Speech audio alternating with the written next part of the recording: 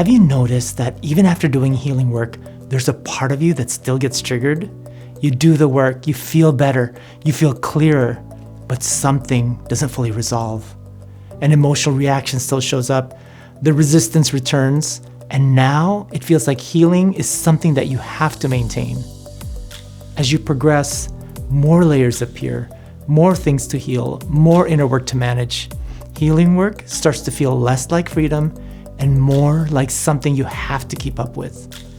I've experienced this in my life, and I've even seen this in my clients.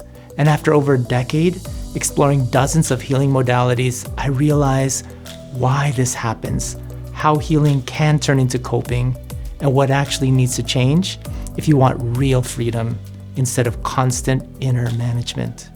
And that's what I'll be sharing with you in this video.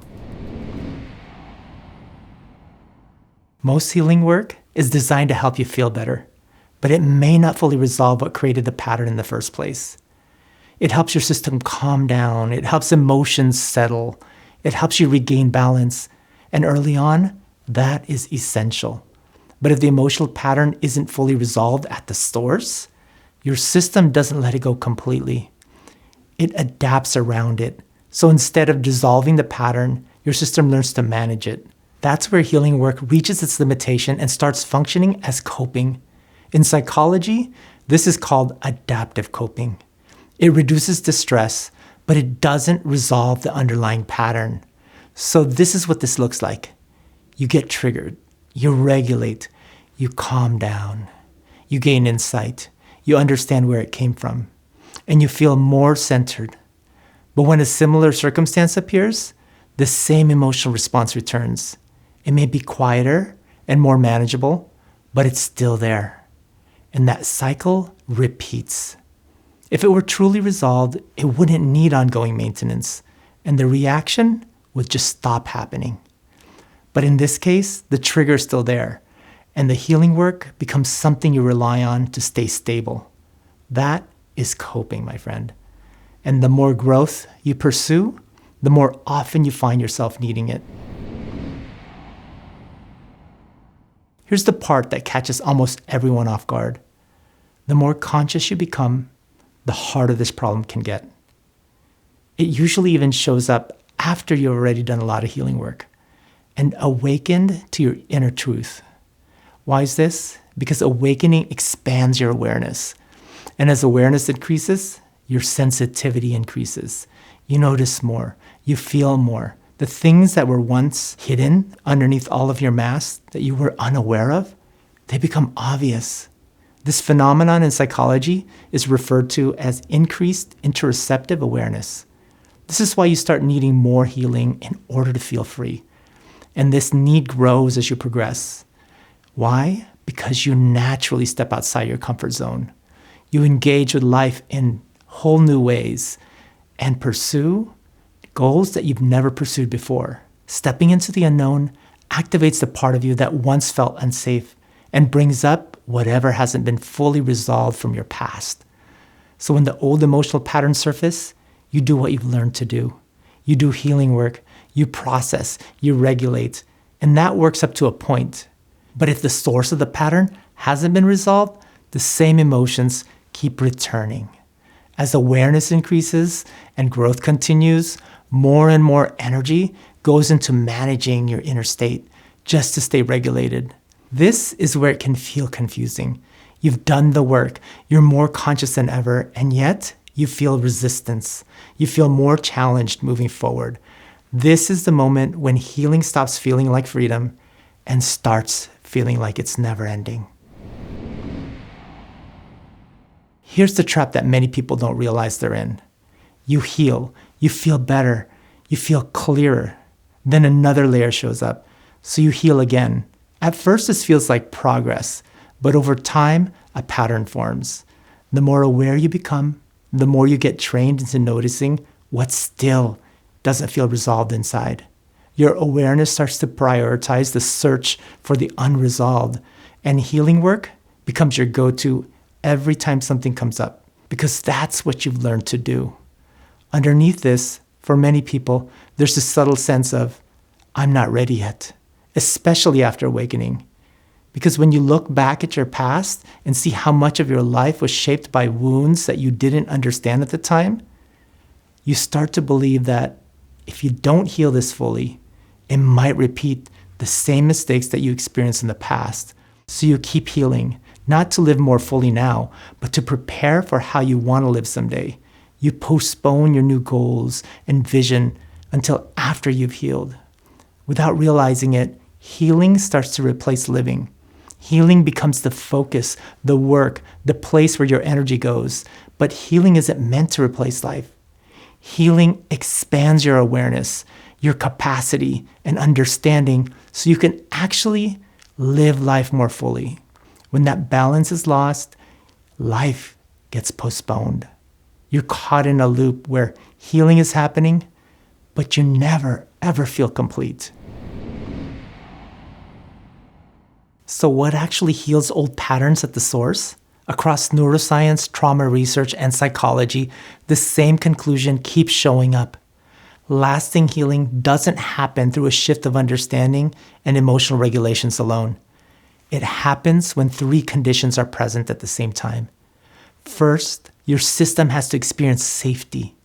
When your system is in threat, it reinforces the need for that triggered emotional reaction. If your body doesn't feel safe, your system won't let go of a pattern, even if you understand that you don't need it anymore. That's why forcing yourself to work through something or pushing past fear rarely creates deep and lasting change. Your system has to feel safe enough to stay present without bracing or shutting down. Second, the emotional experience has to be activated and felt in the body. Emotional memory is stored as a physiological state, not as a thought. Because of this, if the body isn't involved, your system can't access the emotional memory that you're wanting to heal. Third, the emotional response has to be allowed to complete in a state of safety. If this doesn't happen, then you're only regulating your emotion. And regulation can reduce intensity, but it doesn't resolve the original response. Completion happens when the entire emotional energy is finally allowed to run its course, while you're feeling safe and present. Because staying safe and present with this felt sense of safety after an emotional activation naturally updates your mind, body, and nervous system to let go of the emotional trigger. When these three conditions are met and allowed to complete, you can finally experience the freedom that you're wanting because your system no longer believes it needs to protect you from what it once sensed was a threat. I've seen this time and time again with my clients. And sometimes, when the resolution is truly complete, they don't even remember what they just cleared because it no longer has an influence in their lives. This became clear to me from my own experience with anxiety. About 9 years ago, I was at home looking for my son. I called his name, but he didn't respond. I searched for him around the house and found him curled up on the floor of his bedroom. He was in so much pain that he was unable to reply to my call. I rushed him to the emergency room. The doctors ran tests after tests, and they couldn't find anything. That experience deeply impacted my nervous system. After that, every time my son came home from school, my body would automatically brace, and I would be filled with anxiety and fear that it would happen again. Nothing was actually wrong at that moment, but my system didn't know that. So I did what I knew what to do. I did healing work. And when that didn't fully work, I sought out more support. I found an amazing therapist who knew the latest therapeutic techniques and even some alternative ones. For about 6 months, we worked on it. We tried many different approaches, including traditional therapy, EMDR, and other progressive and energy healing techniques. They helped. My anxiety was lower. I became more present and conscious, but it never fully went away.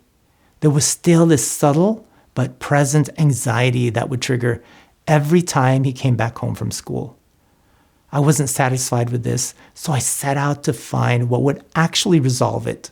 A few months later, I came across someone who guided me through a process that included the exact elements I've been describing in this video: safety, embodied activation, and completion.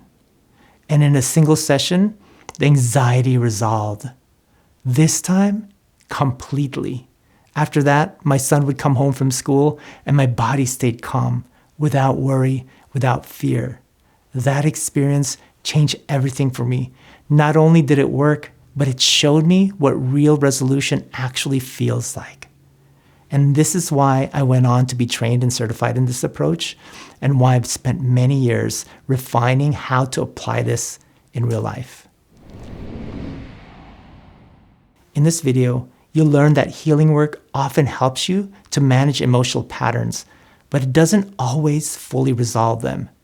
You'll learn that real lasting healing requires three things: your system feeling safe, the emotion being felt in the body, and staying present long enough for the response to complete and update your mind, body, and nervous system.